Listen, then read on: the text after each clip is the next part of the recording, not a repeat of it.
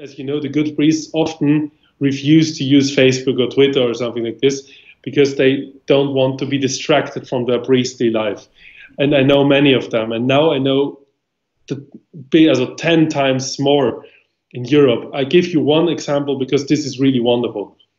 I was in Sweden. The people who follow me on Instagram will know it because on Instagram I posted a wonderful video. And in Sweden, since the Second Vatican Council, there was not one solemn high mass, kind of a traditional one, of course, not one. And I was part of the first solemn high mass, which was celebrated in Sweden since the Second Vatican Council. And I tell you something, we were in Sweden, in the middle of nowhere in the countryside, in a Protestant church from the 17th century, which was given to us, borrowed to us, so we made an exorcism, not me, but the priests did exorcisms and everything and prepared the altar, the wonderful high altar. It's a beautiful church. And the Swedish Catholic, had, I did not know that, the most churches per inhabitant in every medieval country was in Sweden. They had one church on 100 inhabitants. How about that? Well, I'm part Swedish, so I like that. Yes, and I saw so many of them, medieval churches, all with wood around them, so you don't see from the outside. As a European, and I'm very arrogant about this, I normally claim to know from the outside every building time of the churches. In Sweden, I did not have any chance because they put everything in wood, and so you don't see it. Right. But so beautiful, such beautiful churches, and with really huge statues inside and wonderful pictures.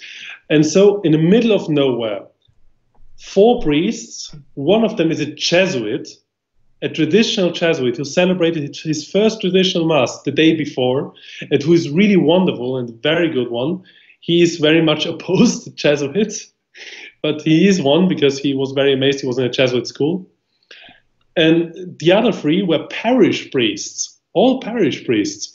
They celebrated the first solemn high mass. The church was completely full. Wow. Full of young people, more than 70 young men, many young women, but it was a camp for young men where I attended, so they set everything up, and then the rest families all left after the mass.